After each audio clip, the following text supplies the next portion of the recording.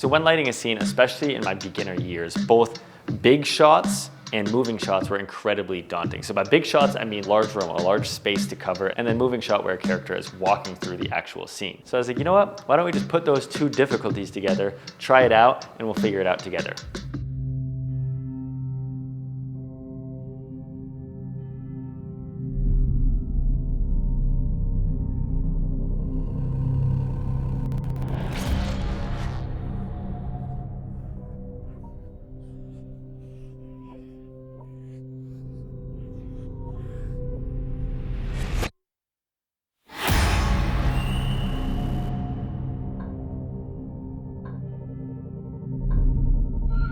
We're gonna do just a blocking run through. This is Marco. He's otherwise known as an amazing bowler and fantastic friend of mine, but he's just jumping in here for the day. Camera, cutest setup you've seen all year. Check this out. It's a Sony a7C II with this new Blazar Apex autofocus anamorphic.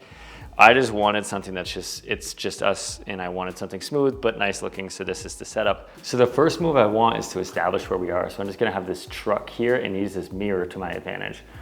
All right, sir. Are you ready?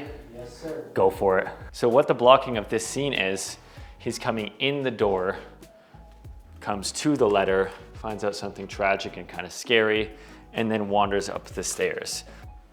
Ooh, it's not even grabbing focus yet, but that's okay. So when wandering up the stairs, we gotta be mindful of every single pocket that he's gonna fall in and out of lighting-wise. Super spooky. And then we'll pause right there and you'll kind of look over your left shoulder. Nice.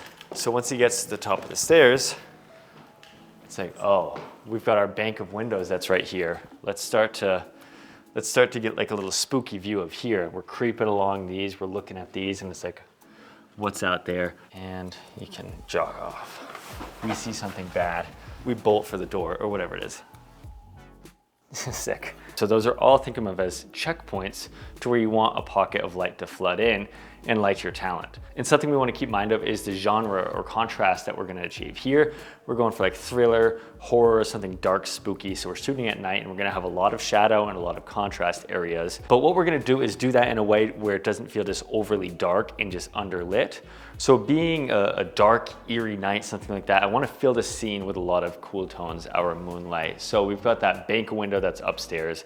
We've got our bank window that's downstairs in this whole open area. And that's going to be my first objective, is to just fill the scene with our moon, call it our driving source, and then we'll start to fill in some blanks from there.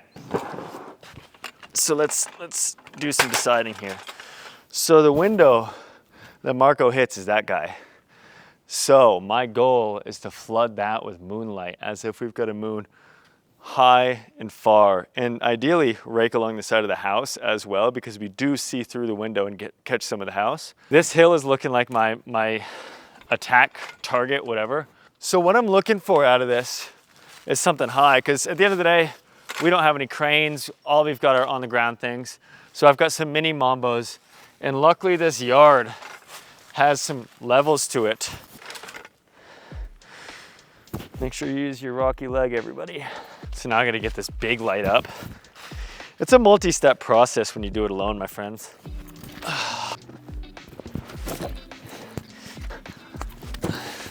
Next step is power. We love the EcoFlow. First light, moonlight. Weapon of choice is the 1200X. We're pretty level with the window right now, but the moon's higher in the sky, so I'm gonna try to get this a little bit higher as safely possible. There we are, locked and loaded, bud. I will say that the head feeders on the new Storm series are so much nicer. There's not like that air compressor pull out type deal. It's like a twist lock that this one just clips straight in, and it's just a press button release. So much better, honestly. EcoFlow's on. Oh yeah. Oh fuck, striking. Well, it's on. It might not be where I want it. Because what I was gonna do in my Scout, fuck, I might throw it over here. Because the front door is right over there, and I would love to but I don't want to climb through we're just gonna have him in a pool of darkness. Okay, our moonlight is set. This is, we'll call it the key. This could be driving factor for the entire house pretty much. So 1200X is up there blinding everybody, especially the neighbors and the town next door, but it's fine, it's only at 50%. Then plugged into the EcoFlow. At 50%, which I don't imagine it'll go north of that, it's saying we're gonna get 4 hours of this on the EcoFlow. So I'm just gonna let it sit right here. But yeah, the thing is freaking sweet. And then right now I've got it at 5600.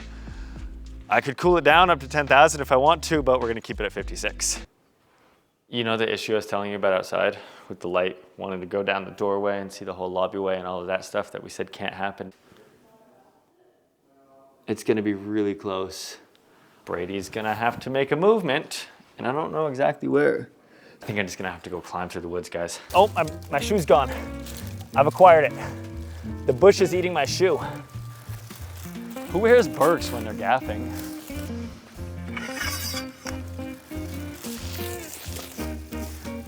Let's see. Check it out, it's everything I hoped for. See? More than the average eye can see this. So what that's doing now, it's hitting me just a little bit. And it's just, because we're top down on this rug. And before it was just flat and it was boring. So this is just gonna add a lot of texture for when he's walking through. You can see it with me. Walk through, you see these choppies of light. There we go, lock that in. Next light, I wanted to get the other side of the house for when he walks in. We've got that 1000C that's just giving that urban vapor source that's just shining straight in here. Probably too hot and too saturated, but it's okay, we can add that in later. It's the one that'll, like, if you go into your gel mode, you go to your gels. I already have it queued up, but it's in the 600 series and you go all these down. I would go back and forth between urban sodium and low sodium. It feels like it's just saturation. It's just pulled back a little bit more on the urban sodium, actually. You get this nice warm glow when the door opens. And I like where it's at. I'm gonna move it a little bit because I want it to hit more of this and more of that right here. But you see the vibe. So we got the two in place. We get the warm glow when he opens the door. But when he walks into this room and the door closes, he's still in a lot of this darkness. So we've got this Nova that's just gridded and soft that's right here. So this is just filling up this area just a little bit more here. But then we added this little guy, this little Fresnel, this ADC that's hitting there. These stairs are boring as shit. There's just no texture, it's all flat. That's just to rake up and just get a little bit more shadow on the railing there, just a little bit of texture. Walking through here, I loved the orange glow, like that warm vapor glow coming in the front door, but we never see it again. And I love more of these railings. So we added that urban source again to match kind of what's going through the front door. I put that outside just to hit these railings that we're just gonna push in through this window and up the banister. We could do it from inside, but I just want it to feel a little bit more organic and not, well, I feel like when a light is really close to where I'm shining it, it just feels sourcey and like hot in one place and dark in the other. And I'm doing a Fresnel on this one, just for a little bit softer of a roll off. So it's not as, sometimes reflector dishes can be just like sharp and hard. I don't know how to explain it. I'm gonna bring up that 600C a little bit more also. Oh yeah, don't look into it. Okay, so the last thing is these sconces. We added in one more, call it sequence of lights, which are all these sconces. These are all just that MC12 kit, and they're all at like 5% at 3200 Kelvin. So I just went for a tungsten look in there. All 12 of the bulbs that are up there, I just threw in MC12s. The talent is there, let's put one light there. The talent comes through here, let's put another light here. So that's all I've been doing with these urban sources, these little moon reflections, the tungstens and all of that.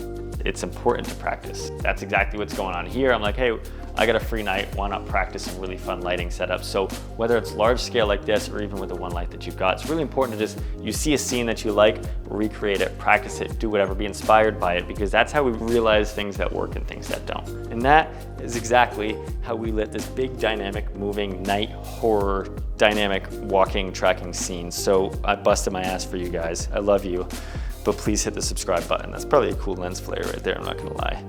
Bye.